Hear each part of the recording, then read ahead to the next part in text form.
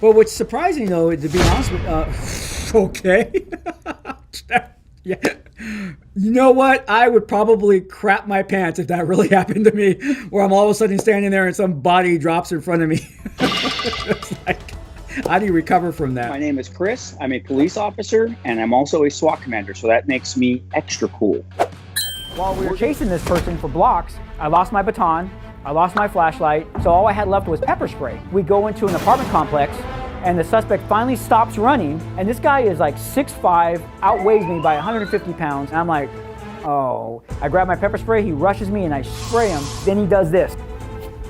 Is that all you got? I look down, and I'm like, yeah, that's all I got.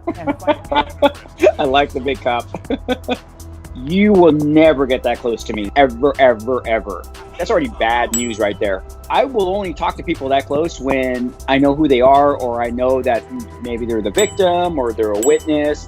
I even think for someone in the general public, they'd be like, why are you so close to me? Especially these days, right? 6 feet, 6 feet. Everybody misses the Crown Vic. Crown Vic was one of the best police cars ever made. It was fast, it was low to the ground. Just that traditional police car. But are we getting used to the Ford Explorer? Yes. We're not like bending down to get inside the vehicle. It's actually a little bit easier for us to get inside, especially with all this gear that we wear. I think now we are so used to the Ford Explorer that we would be like, why are we getting rid of the Ford Explorer? I'm with my new partner, Camden, the ex-bank robber. So when I say partner, not really. And we're here to take a look at A Way Out. A Way Out is a game where you're escaping from prison, but a twist. Really? Yeah. Anyways, it's a twist. You gotta co-op together to get out of prison. What better combination than a real police officer and a real bank robber? I couldn't escape, so I'm really wanting to learn something. Let's go into the foot pursuit and leave all the 4 dead bodies. Damn, that guy got out fast.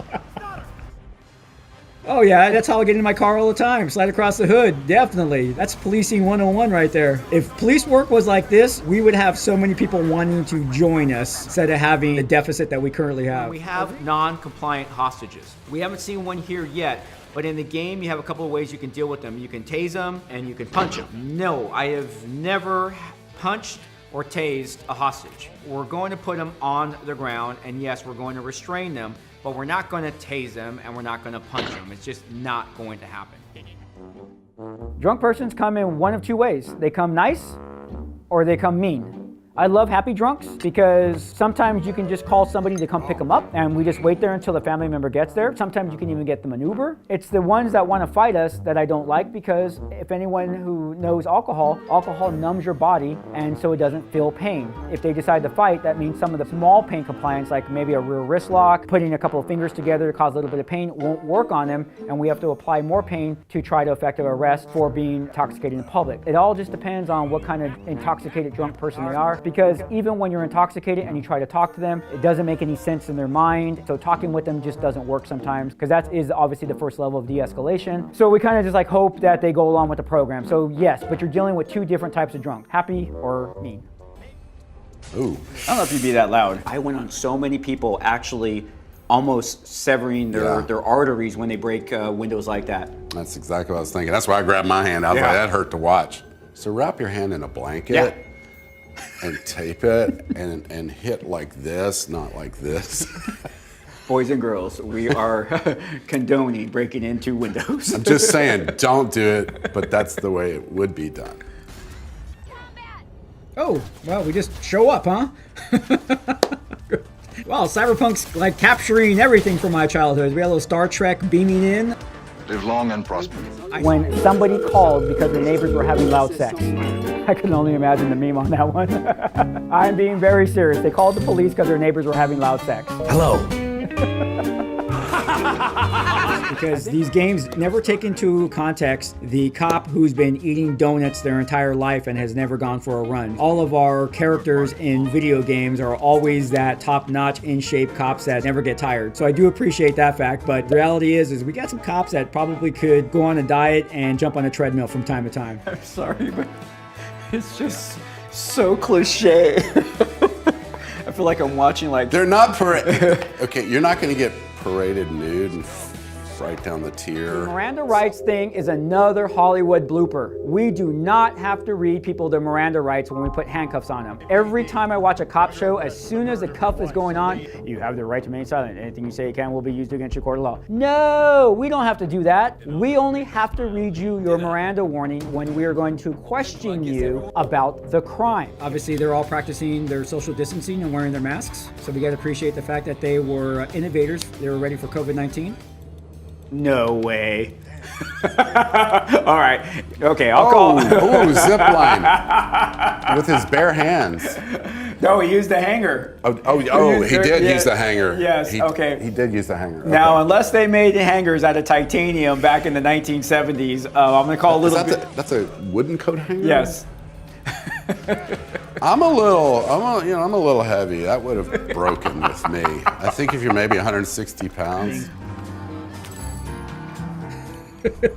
Yeah, that'll work. Because I carry extra shell casings in my pocket at all times. I've done surveillance work before. What I have to appreciate about games and movies is that they make surveillance work look so freaking awesome. I mean, if I could do surveillance like this, I would never have left being a detective. But in reality, surveillance work is very, very boring. But I'm sure there are some surveillance cops or detectives that get to do this type of stuff. But it's far and in between that we actually get to do a lot of the type of this stuff. So very Hollywoodish, but once again, I'm loving the whole let's toss these shells. You would hope with this many cops and this many robot cops that we could at least hopefully take down the suspect.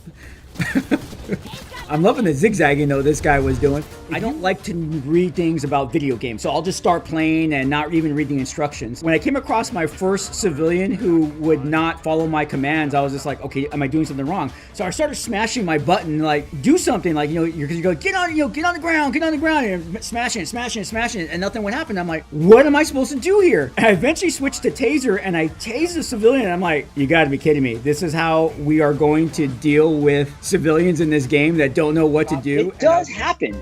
I've actually even used it as a patrol officer where my partner will be the good guy and I will be the bad guy. I don't know, for whatever reason, I always have to play the bad guy. Maybe I'm just good at it because I get to be the jerk. I get to be the asshole. And then they look at the partner like, are you kidding me? Who is this guy? And they'll be like, you know what? I don't want to talk to him. I'll talk to you. And it works. It's amazing. It works. 63%. What the hell just happened? Skull, you're just like really like pushing the issue of trying to prove that you were doing something. That's kind of sus to me. I take domination in plane. I'm up here. You guys are somewhere down there. But you know what? That is my place. All right. I know where I am.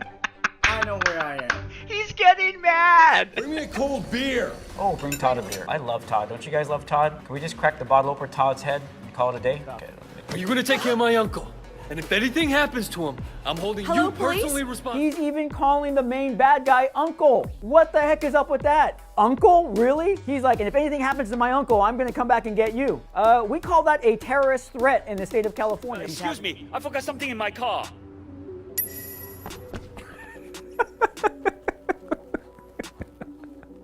That was great. I'm gonna say Leo's an I asshole. didn't hear you come in. How much money do you need, Leo? Hey, listen, There you go. Let's go investigate a homicide after having about 3 or 4 whiskeys. Yeah, nothing's wrong with that one. Oh, and we're gonna let him drive. That's even better.